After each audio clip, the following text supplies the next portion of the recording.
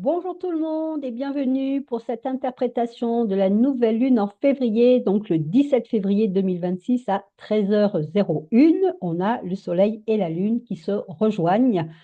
29 degrés, 28, 47, on va dire 29 degrés dans le signe du Verseau. Alors ils ne sont pas seuls, il y a toujours Pluton à 4 degrés et puis on a Mars aussi qui est en Verseau, puis on a déjà Vénus et Mercure qui sont passés en Poisson. Et puis on a quelque chose aussi de très important qu'il faut absolument relayer ici, c'est qu'on a Neptune et Saturne qui sont en conjonction, donc tout début 0 degré 39 pour Neptune, 0 degré 24 pour Saturne en Bélier. Alors, c'est quand même on va dire, un moment, un portail qui s'ouvre pour que nous puissions enfin, après les 13 années de Neptune dans le Poisson, sortir du brouillard et oser un petit peu dire qui on est. Moi, je suis en plein shift identitaire, on va dire ça comme ça, et je me suis rendu compte, maintenant, ça fait plusieurs années que je sais que ma vie est juste un miroir de ce qui se passe au niveau du ciel. Souvent, quand je suis dans des périodes un peu de flou, ou que je sens que ça bouge, ou que j'ai besoin de réponses, je n'ai pas toute la journée le nez dans les planètes, donc je vais aller voir qu'est-ce qui se passe. Et je me dis, ah oui, tiens, il y a ça. Et bien sûr, je vais transposer la carte du ciel, ici la nouvelle lune éventuellement, sur mon propre thème. Et puis, il va y avoir bien évidemment des compréhensions, mais surtout, il y a une forme d'alignement. Je me dis, ah tiens, ce que je vis, même si c'est une période de flou, même si c'est une période peut-être difficile, eh bien, le fait que j'ai cette compréhension au niveau de qu'est-ce qui se passe dans le ciel, eh bien, ça m'amène à une forme de paix où je me dis, ah, ok, bah, je suis en cohérence avec le ciel. Peut-être que je suis dans un moment, quelque chose que je traverse qui n'est pas facile, qui n'est pas confortable, mais c'est ok, c'est juste une étape. Maintenant, moi, je sais que c'est juste des étapes, hein, et donc je suis en cohérence avec le ciel. Le Verseau, il a une qualité absolument magnifique, et d'ailleurs, c'est une de ses missions, hein, c'est presque sa mission principale dans le zodiaque, c'est de mettre de la conscience sur ce que l'on vit. Il faut faire attention parce que la conscience, des fois, ben oui, on voit les choses, mais on peut manquer un petit peu de cœur, hein. Donc, je dis toujours que la conscience, il faut aussi ajouter la compassion pour pouvoir rester humain. Donc, le Verseau, il a un côté très contestataire. Alors, moi, j'ai un Uranus, hein, comme tous les gens qui sont nés en 1962. Et oui, ça fait un bail maintenant. J'ai Uranus qui est conjoint à mon nœud nord en Lion, en secteur 7. Et quand j'ai commencé l'astrologie en 1980, comment on me l'a présenté, ça ne me convenait pas. En tout cas, j'adorais l'astrologie, j'adorais apprendre, je faisais connaissance avec les 12 signes, les 12 maisons, les planètes, ça m'exaltait, mais je sentais que effectivement, je suis pas en accord avec la façon dont ça m'était présenté parce que je sentais que cette façon de faire, elle l'enfermait. Et j'ai toujours senti que l'astrologie est un formidable outil qui doit ouvrir justement sur la compréhension et puis sur le fait que nous sommes quand même fortement influencés par qu'est-ce qui se passe dans le ciel. Donc, j'ai cheminé avec ce mécontentement, on va dire, ce côté un peu révolté, ce côté à part pendant, ben là, maintenant, presque 45 ans, n'est-ce pas? Donc, j'ai eu une longue maturation, c'est le moins qu'on puisse dire. Et je vois comment aujourd'hui, effectivement, les aspects, et notamment Neptune qui forme un sextile à mon soleil, je vois comment eh bien, je suis de plus en plus apte à dire ma vérité. Donc aujourd'hui, je ne veux plus être associée et je ne veux plus mettre le nom astrologue associé à moi. Je ne me sens pas et je ne me suis jamais sentie astrologue. Depuis un mois et demi, je lis quelqu'un qui alors fait de l'astrologie pure, très, très technique, tout ça, et je me dis, oh waouh, alors certes, j'apprends des choses, mais en même temps, bon, je trouve que ça m'embrouille plutôt qu'autre chose d'ailleurs. Je me dis, oh waouh, c'est compliqué, hein. Je comprends pourquoi les gens sont rebutés par l'astrologie, parce que présenter comme ça, c'est extrêmement compliqué. Alors que moi, j'ai plutôt envie d'une astrologie qui explique, qui relie l'homme à l'univers. D'ailleurs, c'est quand même la fonction de l'astrologie, puisque de tout temps, l'homme a levé les yeux au ciel et les premières constatations, les premières réflexions qu'ils ont eues, c'était de se rendre compte que le Soleil faisait le tour de... Alors, ils pensaient que le Soleil faisait le tour de la Terre, même si aujourd'hui on sait que c'est faux, mais enfin, du point de vue de l'observateur, le Soleil faisait le tour de la Terre Il passait toujours, tous les ans, dans une même configuration. En tout cas, au départ, c'était comme ça a bougé un petit peu aujourd'hui, mais au départ, les premiers observateurs voyaient que c'était toujours dans les mêmes configurations. Puis ils ont fait une analogie avec les saisons au niveau de la Terre. Et l'astrologie, c'est vraiment l'observation du ciel qui a un effet miroir sur la Terre. Et donc, c'est l'observation du ciel qui a un effet miroir dans nos vies. Donc, avec le Verseau, on pourrait être tenté de devenir un peu révolutionnaire. Bon, ça dépend si vous avez beaucoup de planètes en Verseau ou pas, mais on pourrait être tenté de vouloir transformer quelque chose dans nos vies. Ce que je veux apporter comme témoignage, c'est que, parce que moi aussi je suis dans un shift identitaire, là où je n'ai plus envie de me dire je suis astrologue. D'abord, je ne me suis jamais sentie astrologue. Donc c'est peut-être pour ça aussi que j'ai eu du mal à décoller en tant qu'astrologue, parce que moi je suis plutôt on va dire, un guide. Hein. J'aide les gens. Moi, je suis celle qui aide à traverser les moments compliqués, à mettre de la conscience et puis à éventuellement amener une forme de sécurité, puisque c'est à partir de l'espace de sécurité que les choses se dénouent. Bon. Et, euh, et donc, dans ce shift identitaire et dans cette nouvelle lune de février, hein, donc en Verseau, on pourrait tenter, on pourrait avoir envie d'être dans une transformation, mais avec comme une colère, comme une révolte intérieure. Et on peut très bien, on a quand même Vénus, on a quand même Mercure en Poisson, ça peut se passer de façon très douce. Pas obligé de tout casser, de tout révolutionner, d'aller couper des têtes hein, pour que les choses se transforment. On peut le faire d'une façon très douce parce que, pourquoi? Parce que ce que nous ressentons, même la révolte, même la colère, euh, ça a toujours un but. Et maintenant, je le dis de plus en plus aux gens que j'accompagne, notre corps a toujours raison, même quand nous lui donnons tort. C'est-à-dire que ce que nous ressentons est juste. Si je sens si je me sens à l'étroit, si je sens qu'il y a une dissonance, mais j'arrive pas à mettre des mots dessus, comme moi j'ai senti pendant des années avec l'astrologie, avec cette vision de l'astrologie qui ne me correspondait pas du tout. Si je sens, enfin, quoi que je sente au niveau du corps, même si c'est flou, même si j'arrive pas à mettre des mots dessus, c'est juste. Alors, je suis peut-être dans une période de flou, c'est possible. Il y a des périodes comme ça, on se dit, oh là, je suis perdu, là, je ne sais pas ce que je veux, je ne sais pas où j'ai envie d'aller. Je sais que je n'ai plus envie de ça, ce qui est en arrière, le passé, mais je ne sais pas encore vraiment où je veux aller, ni ce que je veux, ou ce que je veux faire, ou qui je veux être. Mais ça, c'est à comprendre comme une période d'incubation.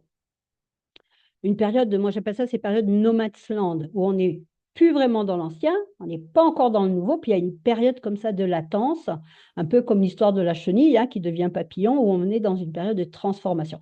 Ça peut être fortement désagréable, ça peut être fortement inconfortable. Il faut savoir quand même que notre nouvelle lune, elle est en carré à Uranus, maître du Verseau, qui est en taureau.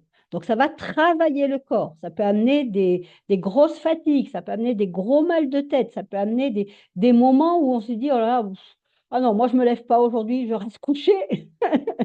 La Terre va tourner sans moi, c'est terminé. Voilà, vous ferez sans.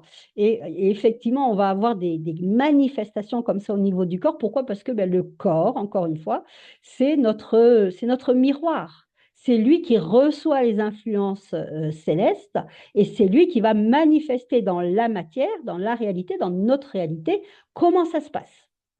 Donc, avec le carré à Uranus en taureau, encore, on est 27 degrés, hein, donc il va bientôt quitter le taureau pour entrer en gémeaux. Ce sera une énergie plus légère. En tout cas, c'est le verseau et les gémeaux, ce sont deux signes d'air, donc ça sera plus facile de comprendre des choses. Mais on est, avant que Uranus rentre en gémeaux, on est dans ce passage où justement les choses doivent se décanter. Et on le comprend d'autant plus que donc, pendant 13 ans, Neptune a traversé le signe des poissons. Donc, ça n'a pas toujours été facile pour les poissons. Encore une fois, ça dépend de votre thème. Hein. Je le dis toujours, ne prenez pas tout au premier degré. C'est des influences, on va dire, générales.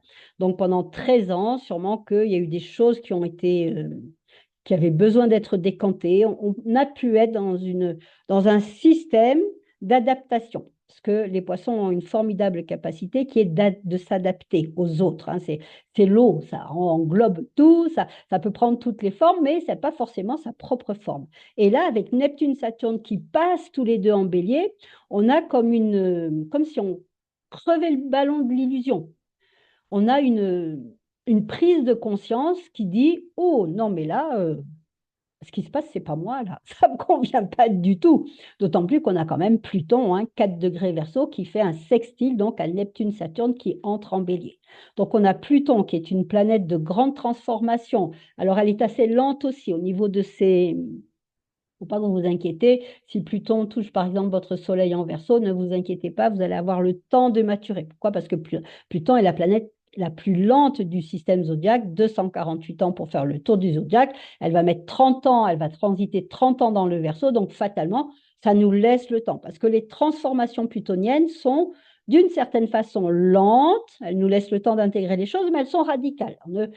On n'est plus pareil avant et après un passage de Pluton. Et là, on a donc Saturne et Neptune. Il faut savoir que ces trois planètes sont des planètes transsaturniennes, c'est-à-dire au-delà de l'ego.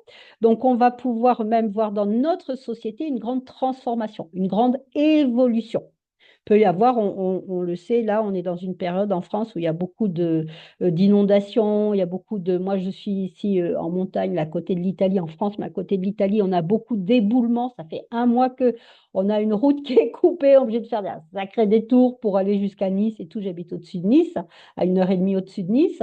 Et donc, on a des gros éboulements. On voit bien comment la Terre, elle bouge et on est dans une période comme ça. On est dans une période où ça va bouger où les choses vont se transformer. Alors, plus ou moins radicalement, puisqu'on a toujours notre carré là, de la nouvelle lune avec Uranus, et puis plus ou moins gentiment quand même, parce qu'on a effectivement aussi, on a Mars qui est en Verseau et qui fait un trigone. Non, il ne fait pas un trigone. Pourquoi me marque ça ma carte? Des fois. Non, il ne fait pas un trigone. Il fait un quinconce. 1, 2, 3, 4, 5. Il fait un quinconce à Jupiter. Donc, le quinconce, c'est encore un aspect conflictuel. On a vraiment un passage. Et donc, on voit bien comment Mars quinconce, Mars verseau quinconce, Jupiter bélier nous demande à justement l'intégration de Jupiter bélier, c'est d'aller dans l'intimité, c'est d'écouter cette petite voix intérieure, c'est de s'ouvrir peut-être à nos croyances limitantes, d'aller décanter, d'aller mettre de la lumière. Jupiter, c'est l'amplificateur émotionnel, hein. Donc peut-être que comme c'est un quinconce Verseau-Cancer, ça amène beaucoup d'amplification émotionnelle, peut-être des émotions vives, des manifestations émotionnelles assez vives, mais en même temps, il faut voir encore une fois que c'est juste parce qu'il y a une mise en lumière sur ce qui se passe chez vous. On a peut-être des anciens schémas, et je pense là, ça peut être très, très en lien avec cette nouvelle lune de février et tout la map planétaire, tout ce qui se passe au niveau du ciel. On peut avoir des anciens schémas qui réapparaissent, des anciens schémas récurrents qui réapparaissent. Et puis là, c'est comme si tout d'un coup, on se disait, non, là, c'est terminé. Il faut que j'aille voir vraiment en profondeur ce qui se passe. Je vais me documenter, je vais acheter des formations. Enfin, je ne sais pas qu'est-ce que je vais faire. Alors, moi, je n'achète plus de formation, je vous le dis tout de suite, hein. Je, je, je crée mes propres protocoles parce que je suis toujours déçue. D'ailleurs, j'ai créé un protocole par rapport aux croyances limitantes et je propose un atelier, je ne sais plus, c'est samedi 28, je crois que c'est samedi 28 février, de 14 heures à 16 heures, où on va vraiment venir travailler en profondeur les croyances limitantes. On va regarder un petit peu neurobiologiquement d'où elles partent, comment elles se construisent, ces croyances limitantes. On le sait, ça vient du monde de l'enfance, mais quand même, elles sont extrêmement ancrées. Et ce n'est pas pour rien qu'elles sont ancrées. Il y a une raison pour laquelle elles sont ancrées. Je vais expliquer pourquoi elles sont si ancrées profondément en nous. Quel est le mécanisme qui fait que nos croyances limitantes sont si ancrées en nous et pourquoi nous les travaillons régulièrement et qu'elles ne partent pas et qu'elles reviennent de façon récurrente. Et j'ai donc mis au point un protocole qui est vraiment holistique, c'est-à-dire on ne prend pas la croyance limitante juste au niveau de la tête ou ni même rien qu'au niveau vibratoire. Il y a tout un travail holistique que je vais proposer pendant cet atelier pour pouvoir justement transformer, écouter d'abord, parce que je pense qu'il y a à écouter la croyance limitante qui s'est mise en place, c'est quand même avant tout un système de protection. Donc il faut écouter ce système de protection, il faut l'accueillir, bien évidemment, il faut le remercier aussi. Et puis, en l'accueillant, en le remerciant et puis en le mettant en lumière, on voit bien comment on peut le shifter, on peut le transformer. Ça se fait avec beaucoup de douceur, ça se fait avec beaucoup de tendresse par rapport à l'enfant intérieur que nous avons été, hein, Jupiter Cancer encore, il est rétrograde.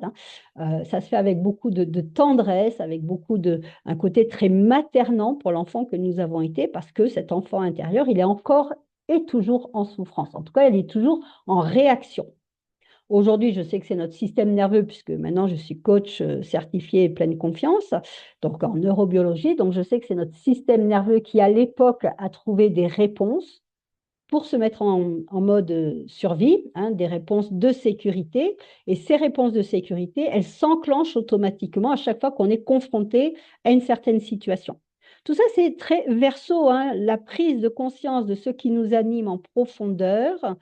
C'est vraiment très verso. Et c'est l'opportunité avec cette nouvelle lune de février de mettre en conscience éventuellement les comportements, les habitudes, les attitudes que nous avons héritées d'un passé et qui aujourd'hui sont totalement et complètement obsolètes et nous desservent plutôt qu'autre chose.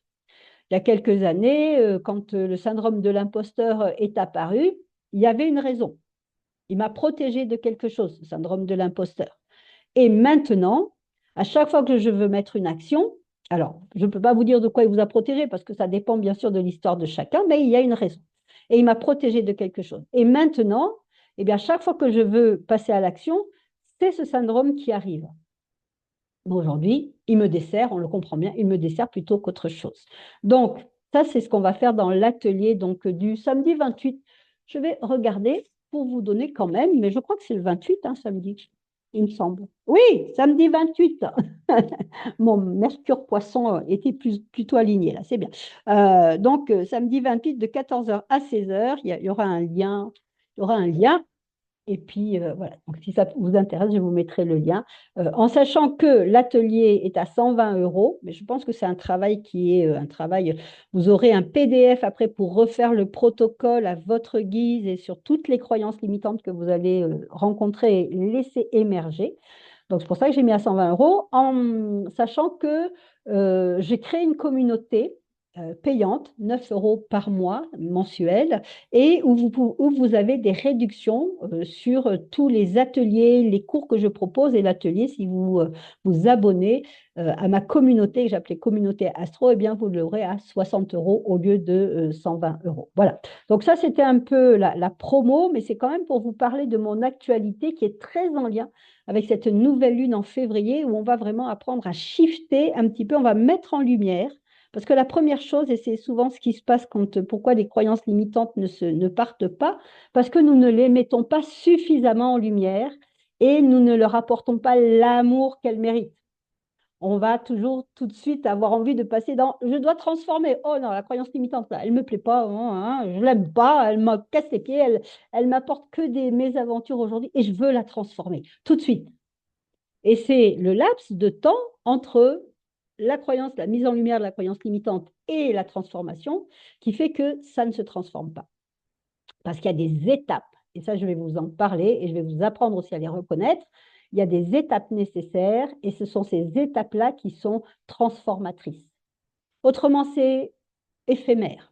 On va se dire, ah oui, j'ai mis en lumière, ah oui, j'ai fait ma petite formule magique, super, pendant 15 jours, là, me sens libérée. Et puis, premier roulement astral, voilà, hein, et puis, bam, on se dit, ah non, mais zut, en fait, j'ai perdu mon argent, j'ai perdu mon temps, et cette personne-là, elle m'a raconté que des conneries, pour rester poli. Voilà. Donc, ça, c'est mon côté très capricorne, hein, franchement, où moi, je vais faire toujours les choses en profondeur. Ça ne m'intéresse pas de faire des choses en surface. Et donc, on est vraiment là-dedans, hein, dans ce shift identitaire, dans cette révélation de qui je suis réellement. Moi, aujourd'hui, comme je vous l'ai dit, je ne suis pas astrologue. Je ne me considère pas comme astrologue. Par contre, je me considère comme une accompagnante. Je me sers du symbolisme, parce que l'astrologie n'est qu'un langage symbolique, hein, me permet de rappeler ça. Donc, je me sers du langage symbolique. J'adore cette corrélation. J'ai remarqué que nos vies sont tout à fait en miroir avec les mouvements au niveau des planètes. Et je me sers de ça pour amener des shifts au niveau et pour amener aussi plus de compréhension et de douceur, parce que ça manque la douceur dans notre monde, et amener de la douceur et de la compréhension dans les traversées inévitables, on en a tous, les traversées que nous avons à faire dans notre vie. Voilà. Ben, c'est un petit peu ce que je voulais vous partager avec cette nouvelle lune, ce travail sur l'identité qui vous appelle, voir comment vous vous êtes adapté, conformé, comment vous avez réduit aussi la personne que vous êtes. Peut-être que effectivement vous avez développé un enfant, on appelle les principes de l'analyse transactionnelle qui sont l'enfant adapté ou l'enfant soumis ou l'enfant rebelle. Ça y est, je m'en suis rappelé. Et donc, soit vous avez mis en place une stratégie plutôt de l'enfant soumis, et puis vous allez continuer à être ce rôle-là de l'enfant soumis une grande partie de votre vie, soit vous avez plutôt développé l'enfant rebelle, et encore une fois, ça n'est qu'un rôle, il n'y en a pas un meilleur que l'autre, et vous allez continuer sur ce mode-là de l'enfant rebelle toute une partie de votre vie. Mais l'enfant en vous, le vrai enfant en vous, il est juste adapté dans un rôle. Et cette nouvelle lune de février, elle est là pour faire éclater un petit peu les rôles. Ça ne sera pas forcément facile pour tout le monde. Peut-être que votre entourage va se sentir un peu chamboulé, dire, oh, ben, tu es bien énervé en ce moment, qu'est-ce qui se passe? Tu es bien devenue revendicatrice ou revendicative, alors que d'habitude, tu disais plutôt oui, oui à tout. Ben oui, mais oui, oui à tout n'était qu'un rôle, ce n'était pas moi. Et aujourd'hui, je veux vivre à partir de ma vraie identité. Donc, c'est cette magnifique proposition de la nouvelle lune en février. En tout cas, c'est ce que je nous souhaite tous, en sachant encore une fois que, je me permets de le dire, ça peut se faire avec beaucoup de douceur, ça peut se faire avec beaucoup de tranquillité, ça peut se faire à partir d'un espace de paix. Et c'est pour ça que je vous propose donc l'atelier Reprogramme tes croyances limitantes le 28 février de 14h à 16h. Un énorme bisou, une magnifique transformation à tous et à toutes. Merci infiniment de me suivre sur cette chaîne. Je vais la garder, mais elle sera un petit peu transformée, en tout cas au niveau de, voilà, de la bio, sûrement. Voilà, je suis en plein, encore une fois, je suis en plein shift, mais je ne suis que l'effet miroir. Hein. Ma vie n'est que l'effet miroir de ce qui se passe au niveau du ciel et comment ça s'organise dans notre vie. Bisous, bisous. À tout vite pour une prochaine aventure intra et extra stellaire.